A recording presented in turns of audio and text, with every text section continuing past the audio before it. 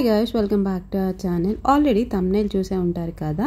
This is the video of my hair care. నేను నా hair ని ఎలా కేర్ చేసుకుంటాను అనేది ఈ వీడియోలో డెఫినెట్ గా షేర్ చేస్తాను.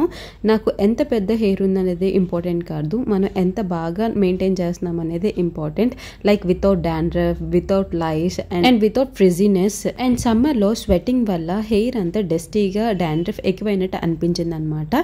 సో నాకు డాండ్రఫ్ ఎప్పుడైతే ఎక్కువైతే నేనైతే ఇదే టిప్ ఫాలో అవుతాను అనమాట. సో నేనైతే ఇక్కడ హెన్నా పెట్టుకుంటున్నాను. Henna is the only remedy for dandruff removal అని నా పర్సనల్ ఒపీనియన్ అనమాట. హెన్నాకి నేనైతే కంపల్సరీ టీ డికాషనే యూజ్ చేస్తాను, ఎందుకంటే మన హెయిర్ యొక్క కలర్ని చాలా బాగా ఎలివేట్ చేస్తుంది అనమాట. రిక్వైర్డ్ వాటర్లోని 2 స్పూన్స్ ఆఫ్ టీ పౌడర్ వేసి ఒక 5 minutes బాయిల్ చేసిన తర్వాత ఇలా స్టెయిన్ చేసేస్తే మనకి టీ డికాషన్ అనేది వచ్చేస్తుంది అనమాట. దీన్ని బాగా కూల్ అయిన తర్వాత మనం తీసుకున్న హెన్నా పౌడర్లో మిక్స్ చేసుకోవాలి. హాట్గా కలుపుకుంటే లమ్స్ అనేవి ఫామ్ అయిపోతాయి అనమాట. To avoid lumps just make it cool. నా దగ్గర అయితే ఆల్రెడీ యూజ్ చేసిన హెన్నా ప్యాకెట్ అయితే ఉంది. సో నా హెయిర్కి రిక్వైర్ ప్రకారం నేనైతే ఇక్కడ కొద్దిగా హెన్నా అయితే తీసుకుంటున్నాను. అండ్ మీకు ఏ బ్రాండ్ పడుతుందో ఆ బ్రాండ్ మాత్రమే యూజ్ చేయండి. No any recommendations here.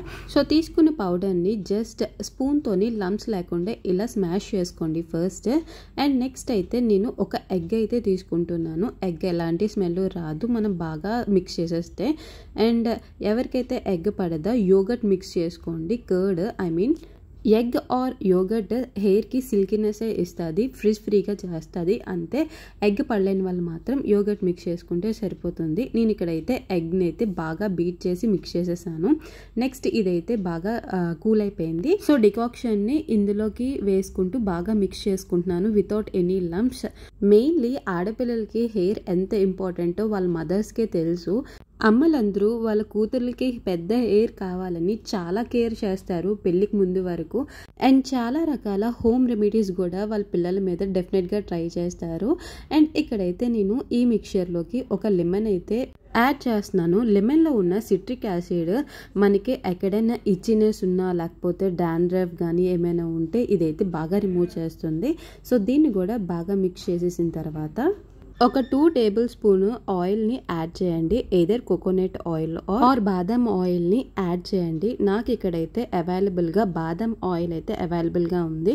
So అందుకని 2 tablespoons ఆఫ్ బాదం ఆయిల్ యాడ్ చేశాను. ఆయిల్ని యాడ్ చేయడం వల్ల ఏంటంటే హెయిర్ ఎక్కడ చిక్కు పడకుండా కానీ లేకపోతే స్మూత్గా చేస్తుంది అనమాట, స్మూత్ అండ్ షైనీగాను. సో ఇవన్నీ వేసేసిన తర్వాత ఈ మిక్చర్ని బాగా కలుపుకొని ఒక 5 to 10 minutes అయితే అలా వదిలేస్తే మనకైతే పర్ఫెక్ట్ కన్సిస్టెన్సీలో వస్తుంది అనమాట. అండ్ నాకు మా మమ్మీ ఎవ్రీ 2 monthsకి ఒకసారి అయితే పెట్టేవారు. అప్పుడు నా హెయిర్ లాంగ్ అండ్ సిల్కీగా చాలా బాగుండేది. అండ్ మ్యారేజ్ ముందు వరకు every mother will take care of that. After marriage 1 year వరకు నేనైతే కంటిన్యూ చేశాను, బట్ తర్వాత నేను కంటిన్యూ చేయలేకపోయాను. అండ్ ఆఫ్టర్ ప్రెగ్నెన్సీ అసలే కంటిన్యూ చేయలేకపోయాను అనమాట.